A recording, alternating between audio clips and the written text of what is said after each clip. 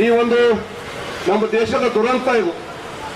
ಪ್ರತಿ ವರ್ಷ ರೈತ ಸಂಘದ ಸದಸ್ಯರು ರೈತರು ಹೋರಾಟ ಮಾಡಿದ ಮೇಲೆ ಫ್ಯಾಕ್ಟರಿ ಚಾಲು ಹೋಗುವಂಥದ್ದು, ಬೆಲೆ ನಿಗದಿ ಆಗುವಂಥದ್ದು. ಏನಾಗಿದೆ ಸರ್ಕಾರಗಳಿಗೆ? 1 ವರ್ಷ ಆಗಲಿ 2 ವರ್ಷ ಆಗಲಿ ಪ್ರಶ್ನೆ ಇಲ್ಲ.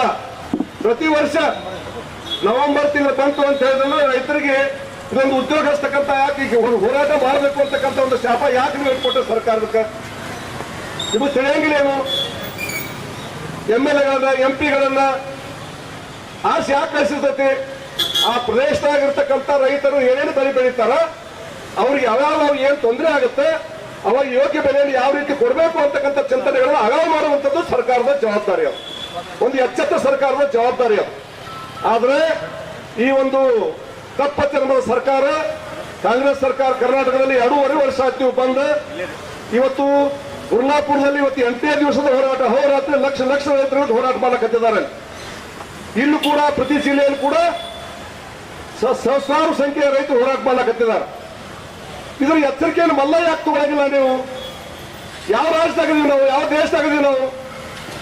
ಈ ದೇಶವನ್ನು ಬ್ರಿಟಿಷರ ಕೈ ಚಲೋ ಆಡಳಿತ ಮಾಡಕ್ ಬರಾಗಿಲ್ಲ ಅಂತ 106 ವರ್ಷ ಹೋರಾಟ ಮಾಡಿ ಅವ್ರು ಹೊರಗೆ ಹಾಕಿ, ನಾವು ಹೊರಗೆ ಹಾಕಿ 80 ವರ್ಷ ಬರಾಕತ್ತೀವಿ ನಾವು. ಇವತ್ತು 80 ವರ್ಷ ಆದ್ರೂ ಕೂಡ ಈ ಸರ್ಕಾರಗಳು ಈ ರೀತಿ ದಿಕ್ಕಿನಲ್ಲಿ ಯೋಚನೆ ಯಾಕೆ ಮಾಡಿದ್ರು ಅಂತಕ್ಕಂಥ ಪ್ರಶ್ನೆ ನಮ್ದು ಕಾಡ್ತಾ ಇರ್ತಕ್ಕಂಥದ್ದು. ಇದಕ್ಕೆ ತಮ್ಮ ಮನೆ ಕೆಲಸ ಬಿಟ್ಟು ಬಂದು ಹೋರಾಟ ಮಾಡ್ಬೇಕಾ? ಉಪವಾಸ ಕುಂದಿರ್ಬೇಕಾ? ಖರ್ಚು ಮಾಡ್ಬೇಕಾ? ಅಂದ್ರೆ ನೀವು ಯಾವ ಮಟ್ಟಕ್ಕೆ ಬಂದಿರ ಅಂತ ಹೇಳಿದ್ರೆ, ಜನಾಂದೋಲನ ಜನಗಳ ದಂಗೆ ಎದ್ದು ಬದಿಗಿತ್ತುಕೊಂಡು ವಿಧಾನಸೌಧಕ್ಕೆ ಬರ್ತಾರೆ, ನೀವು ಯಾವನಿಲ್ಲ ಅಂತಕ್ಕಂಥ ಮಾತು ನಾನು ನೋಡಕತ್ತೀನಿ. ಇವತ್ತು ನಾನು ನೋಡಕತ್ತೀನಿ. ಜನ ಬ್ಯಾಸೊತ್ತಂದ್ರೆ ಏನು ಮಾಡ್ತಾರೆ? ಮತ್ತದು ಜನ ಬ್ಯಾಸೊತ್ತಾಗಿ ಬರ್ತಾರೆ. ಸುಮಾರು ಕೆಲಸ ಇಲ್ಲ ಮಾಡಕ್ ಇವ್ರಿಗೆಲ್ಲ. ಅವ್ರ ಕುಟುಂಬ ಮನೆ ಐತಿ, ಎಲ್ಲ ಐತಿ, ಬಿಟ್ಟು ಬಂದು ಕುಂದಾಕಿ ಕೆಲಸ ಇಲ್ಲ ಅವ್ರಿಗೆ. ಅಥವಾ ಪ್ರಚಾರ ತಗೊಳಕ್ ಬಂದಾರೆ ಯಾರು ಇವ್ರೆ? ಏನೂ ಇಲ್ಲ. ನಿಜವಾಗ್ಲೂ ಈ ದೇಶದೊಳಗೆ, ಅದು ವಿಶೇಷವಾಗಿ ಕರ್ನಾಟಕ ರಾಜ್ಯದೊಳಗೆ ಉತ್ತರ ಕರ್ನಾಟಕದಲ್ಲಿ ಹಸಿರು ಟಾವಲ್ ಹಾಕಿರ್ತಕ್ಕಂಥ ರೈತರು ಮಾತ್ರ ರೈತರ ಕಾಳಜಿ ಮಾಡುವಂತ ನಿಜವಾದ ಸೈನ್ಯ ಅಂತಕ್ಕಂಥ ಮಾತನ್ನ ಬಹಳ ಹೆಮ್ಮೆ ಅಂತ ಹೇಳಿ ಬಯಸ್ತೀನಿ ನಾನು. ನಿಜವಾದ ಕಾಳಜಿ, ಒಂದು ರಸ್ತೆ ಇರ್ಬೋದು, TC ಸುಟ್ಟಿರ್ಬೋದು, ಪ್ರತಿಯೊಂದಕ್ಕೂ ಬರ್ತಕ್ಕಂಥ ರೈತ ಸಂಘದ ಬಡವರೆಲ್ಲ ಕೂಡ ಅವರು ಯಾರು ಕೋಟ್ಯಾಧಿಪತಿಗಳಲ್ಲ. ಸಾಲ ಸೂಲ ಮಾಡಿ ತಮ್ಮ ಉತ್ಪನ್ನ ಇಲ್ಲ ತಂದು ಹೋರಾಟ ಮಾಡಕತ್ತಲ್ಲ. ಮಲ್ಲದಾಗಿ ಹೋರಾಟದಲ್ಲಿ ಪಾಲ್ಗೊಂಡಿರ್ತಕ್ಕಂಥ ರಾಜ್ಯದಲ್ಲಿ ಬಿಜಾಪುರ ಜಿಲ್ಲೆ ಸೇರಿ ಗುರ್ಲಾಪುರ ಸೇರಿ ಯಾರ್ಯಾರು ಹೋರಾಟದಲ್ಲಿ ಪಾಲ್ಗೊಂಡಿರ್ತಕ್ಕಂಥ ಎಲ್ಲ ರೈತ ದೇವರುಗಳಿಗೆ ಕೋಟಿ ನಮನವನ್ನು ಹೇಳಿ ಬಯಸ್ತೀನಿ ನಾನು ಬಂಧುಗಳೇ. ಯಾಕಂದ್ರೆ ಹೋರಾಟದಲ್ಲೇ ಬಂದಿರ್ತಕ್ಕಂಥವ್ರು ನಾನು, ಹೋರಾಟದಲ್ಲಿ ಬಂದಿರ್ತಕ್ಕಂಥ ಶಾಸಕ ಆಗಿರ್ತಕ್ಕಂಥವ್ರು ನಾನು. ಈ ಪರ್ಟಿಕ್ಯುಲರ್ ಬೀಚ್ ಇರ್ಬೋದು, ಹೈವೇ ಇರ್ಬೋದು, 7 ತಾಲೂಕು ಇರ್ಬೋದು, NTPC ಇರ್ಬೋದು, KIDB ಇರ್ಬೋದು, ಈ ನೀರಾವರಿ 3 ಎತ್ತಿರೋ ಮಲ್ಲ ಅಂತ ಇರ್ಬೋದು, 3 ಹಂತ ಕೈ ತುಂಬುವಂತದ್ದಿರ್ಬೋದು. ನಿಮ್ಮ ಜೊತೆ ಹೋರಾಟ ಮಾಡಿ ಫಲ ನಮ್ಮ ಅಧಿಕಾರ ಬಂದಾಗ, ನಾ ಅಧಿಕಾರ ಬಂದಾಗ 2 ಬಾರಿ ನಾ ಮಂತ್ರಿ ಶಾಸಕ ಆಗೀನಿ. ಒಮ್ಮೆ ಆಡಳಿತ ಪಕ್ಷ, ಆಡಳಿತ ಪಕ್ಷದಾಗ 2 ತಿಂಗಳು ಒಮ್ಮೆ ಮಂತ್ರಿ, 10 ತಿಂಗಳು ಒಮ್ಮೆ ಮಂತ್ರಿ. ಆ ಕಾಲದಾಗ ಎಲ್ಲ ಕೈ ತುಂಬಕ್ಕೆಲ್ಲ ಮಸೂತಿ ಒಳಗೆ ಚಾಲನೆ ಕೊಟ್ಟಿರ್ತಕ್ಕಂಥವ್ರು. ನಾ ಸುಮ್ಮನೆ ಭಾಷಣ ಮಾಡೋದಿಲ್ಲ, ಸುಮ್ಮನೆ ಯಾರಿಗೂ ಬೇಯಕ್ಕೆ ಹೋಗೋದಿಲ್ಲ. ಸ್ವತಃ ನಾ ಅಧಿಕಾರ ಬಂದಾಗ ಏನು ಮಾಡಿನಿ ಅವಾಗ ತಗೊಂಡು ಹಾಕತ್ತೀನಿ ನಾನು. ಹೀಗಾಗಿ ಇವತ್ತ ಈ ಜಿಲ್ಲೆಯ ಸಕ್ರಿ ಮಂತ್ರಿ ಶಿವಾನಂದ ಪಾಟೀಲ್ ಅವರು ಅಭಿವೃದ್ಧಿ ಹರಿಕಾರ ಅಂತವ್ರು. ಅಭಿವೃದ್ಧಿ ಹರಿಕಾರ ಏನ್ ಅಭಿವೃದ್ಧಿ ಮಾಡಿದ್ರಿ ಶಿವಾನಂದ ಪಾಟೀಲ್? ಎಲ್ಲ ನೀರಾವರಿ ಮಾಡಿ ಬಂದಿರಿ ಈ ಜಿಲ್ಲೆಯೊಳಗ? ಏನ್ ಬಂದೇಶ್ವರ ಮಾಡಿ ಬಂದಿರಿ? ಏನ್ ಬಸವನ ಬಗ್ಗೆ ಮಾಡಿರಿ? ಏನು ಸುರಗಾರ ಇಲ್ಲ. ಇಲ್ಲ ಹೆರಿಗೆ ಕೊಟ್ಟ ಬಹದ್ದೂರ್ ಇಲ್ಲ. ರೈತ ಆತ್ಮಹತ್ಯೆ ಮಾಡ್ಕೊತಾರಲ್ಲ, ಅವ್ರು 5 ಲಕ್ಷ ರೂಪಾಯಿ ಸಿಗತ್ತ ಆತ್ಮಹತ್ಯೆ ಮಾಡ್ಕೊತಾರ. ನೋಡಿ ಎಲ್ಲಿ ಮಾತದು ಅಲ್ಲೋ ಮಾರ. 5 ಲಕ್ಷ ಇವತ್ತು ಯಾವ ಕಾಲಕ್ಕೂ ಲೆಕ್ಕತ್ತೇವೆ ನಾವು. 5 ಕೋಟಿ ಕೊಟ್ಟರು ಜೀವ ಕೊಡೋದಿಲ್ಲ. ಯಾರು ಗೊತ್ತಿರಲಿಲ್ಲ. 5 ಕೋಟಿ ಕೊಟ್ಟು ಜೀವ ಕೊಡೋದಿಲ್ಲ, ಜೀವಕ್ಕೆ ಬೆಳೆ ಕಟ್ಟಕ್ಕೆ ಆಗುದಿಲ್ಲ. ನೀರ್ ಮಂತ್ರಿ ಇರ್ಬೋದು, ಎಂದು ನೀರು ಹಸಿಲ್ಲ, ಎಲ್ಲ ಬಿತ್ತಿಲ್ಲ, ಕೈ ಹೊಡೆದಿಲ್ಲ. ಯಾಕಂದ್ರೆ ಉತ್ತರ ಕೊಡ್ಬಿಟ್ಟು ತಮ್ಮಿದ್ದು ಎಷ್ಟು ಮಳೆ ಯಾವ ಮಳೆ ಯಾವಾಗ ಬರ್ತಾ ಹೇಳ್ಬಿಡು ನೋಡ್ತೀನಿ. ಗೊತ್ತಲ್ಲ ಹೇಳಿ ನನ್ನ ಮಾತಿಗೆ ಹೇಳಿ ನೋಡಿದಲ್ಲಿ ಮೊನ್ನೆ ಯಾವ ಮಳೆ ಬರ್ತೈತಿ, ಕಡಿಮೆ ಮಳೆ ಯಾವ ಹೇಳಿ ನೋಡುದು ಏನೂ ಗೊತ್ತಿಲ್ಲ. ಸುಮ್ಮನೆ ಆ ರೈತರಿಗೆ ಏನು ಬೇಕಾಬಿಟ್ಟು ಉತ್ತರ ಕೊಡುವಂಥದ್ದು. ಇಲ್ಲ ಹೋರಾಟ ಮಾಡಕ್ಕೆ ಬಂದು ಬೆಟ್ಟಕ್ಕೆ ಏನು ಪ್ಯಾನ್ ಆಗಿರ್ತೀರಿ? ನಿಮ್ಗೆ ಮಾಡೋದು ಹೇಳೋದು ನಾನು. ಒಂದು ಕ್ಯಾಬಿನೆಟ್ ಐತಿ, ಮುಖ್ಯಮಂತ್ರಿ ಡೆಪ್ಟಿ CM ಅವರ, ನೀವು ಸಕ್ರಿಯ ಮಂತ್ರಿ ಇದ್ರಿ, ಉಸ್ತುವಾರಿ ಮಂತ್ರಿ ನೀನು ಬಂದು ಆಗಿರೋದು ಕೇಳಿ ನಾವು. ನಿಮಗೇನು ದಾರಾಗಿತ್ತೀನಿ ಬಂದು ಹೋಗ್ಲಕ್? ಏನ್ ದಾರಾಗಿತ್ತೀನಿ? ಈಗ ಹಾಕೋತೀನಪ್ಪ, ಒಂದು 10 ಕೋಟಿ ಕೊಟ್ಟು ಅವ್ರು ಹಾಕೋತೀವಿ, ನೀನು ಹಾಕೋತೀವಿ, ಶಾರ್ಟ್ ಮಾಡಿಲ್ಲ. ಎಲ್ಲ 50 ಕೋಟಿ ಕೊಟ್ಟು ಹೇಳ್ಬಿಟ್ಟು ನಿಮ್ಗೆ ಕೇಳಲ್ಲ, ಪಲವಾಗಿ ಹೇಳ್ಬಿಟ್ಟು ನೀವು ವರ್ಷದಿಂದ ಬೇಕಲ್ಲ ನೀವು. ಮತ್ತೆ 2 ಓಟ್ ಹಾಕ್ತಾವ ಮತ್ತೆ ಬೇರೆ ಅದಿರ್ಲಿ. ಅವ್ರ ಹೊಣೆ ಬರೋದು.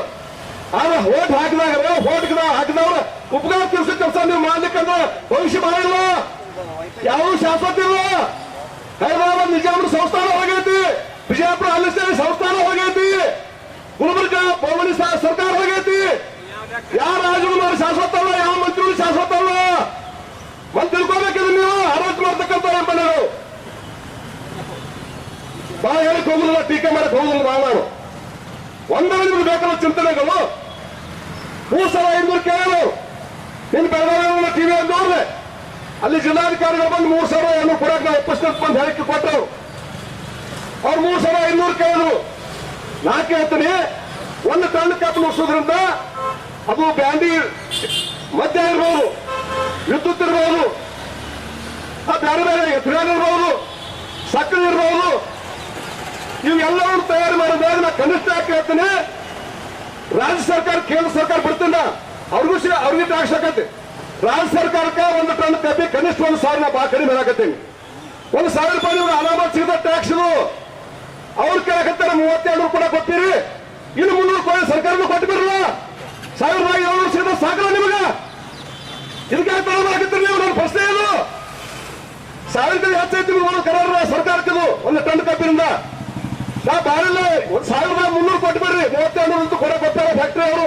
ನೀವೊಂದು 300 ಕೊಡ್ರಿ, 3500 ಆಗಿಬಿಡ್ತದು. ಆಗೋದು ಸಮಸ್ಯೆ ಇಟ್ಟು ಆಗಿಲ್ಲ ಅಂದ್ರೆ ಹೆಂಗ್ ಮುಗಿದು ಹೇಳ್ಬಿಡ್ರಿ. ಹೇಳೋ ಪ್ರಶ್ನೆ ಆಲಪ್ಪ ಬೆಳೆದವ್ರು ತಪ್ಪ ಹಾಕತ್ತೀರಿ.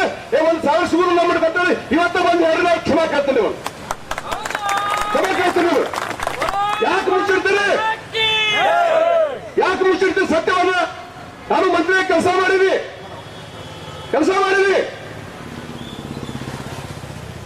ಬಾಗಲಕೋಟೆಗೆ ತೋಟಗಾರಿಕೆ ಯೂನಿವರ್ಸಿಟಿ ಬರ್ತಿದ್ದಿಲ್ಲ, ಗೊತ್ತಿರಲಿ ನಿಮಗೆ? ನಾನು ಹೇಳ್ತೀನಿ, 15 ತೋಟಗಾರಿಕೆ ಮಂತ್ರಿ ಇದ್ದೆ, ಕೇವಲ ಹೇಳ್ತೀನಿ 15 ದಿವಸ. ವಿಧಾನಸೌಧ ಯಡಿಯೂರಪ್ಪ ಅವರು ಮುಖ್ಯಮಂತ್ರಿ ಬಜೆಟ್ ಮಂಡನೆ ಮಾಡಿದ್ರು. ಬಾಗಲಕೋಟೆಗೆ ಕೃಷಿ ವಿಶ್ವವಿದ್ಯಾಲಯ ಘೋಷಣೆ ಮಾಡಿದ್ರು. ಬಜೆಟ್ ಬುಕ್ ತಗೊಂಡು ನೋಡ್ರಿ, ಅದೆಲ್ಲ ಮಲ್ಲೆ ಮುಖ್ಯಮಂತ್ರಿ 2012 ಆದಾಗ ಕೃಷಿ ವಿಶ್ವವಿದ್ಯಾಲಯ ಘೋಷಣೆ ಆಯಿತು. ಬಜೆಟ್ ಬುಕ್ ತಗೊಂಡು ನೋಡ್ಬೋದು ನೀವು. ಮಧ್ಯಾಹ್ನ ಊಟಕ್ಕೆ ಬಿಡ್ತು. ಒಂದಕ್ಕೆ ಎಲ್ಲ ಊಟಕ್ಕೆ ಹೋದ್ರೆ ಊಟಕ್ಕೆ ಹೋಗಿ ಆಗಲಿಲ್ಲ. ನಾನು ಉತ್ತರ ಕರ್ನಾಟಕದ ಕೆಲವು MLA ಕರ್ಕೊಂಡು ಯಡಿಯೂರಪ್ಪ ಕಡೆ ಹೋದೆ ಬ್ಯಾಕೆಟ್ ಹಾಲ್ನಾಗ.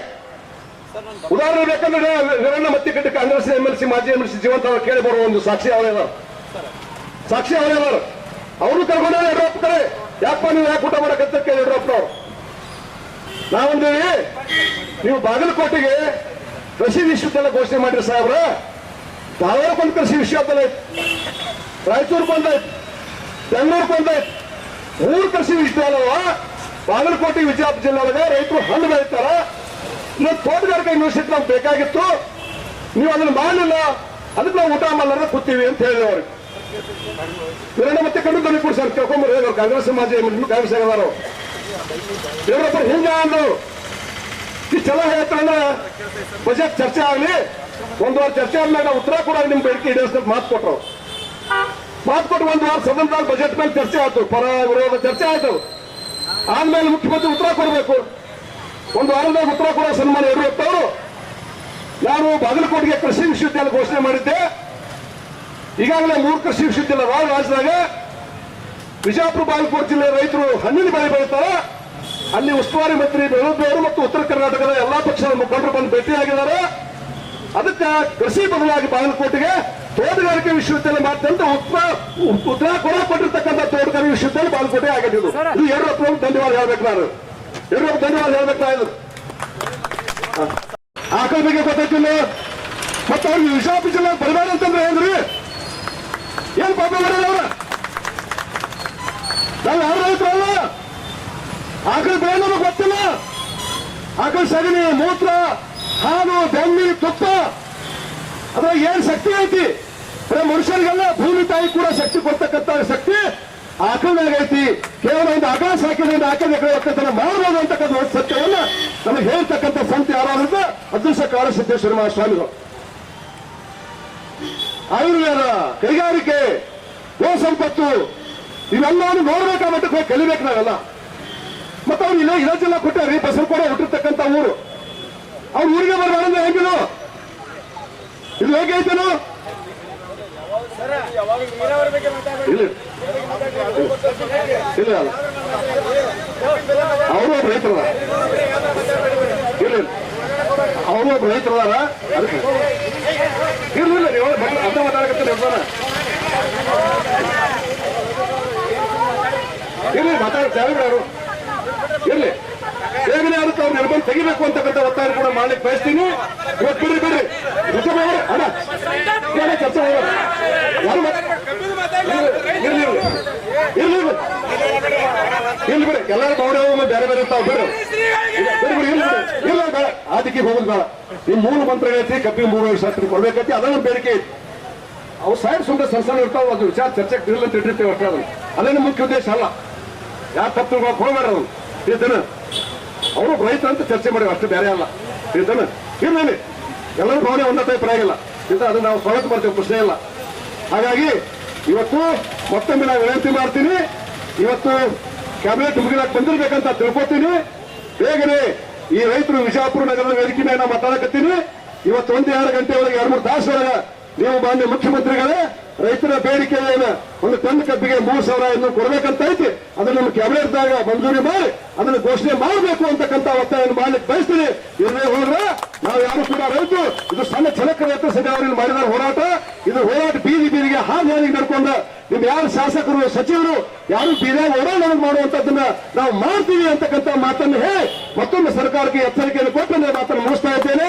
ಜೈ ಹಿಂದ್, ಜೈ ಕರ್ನಾಟಕ.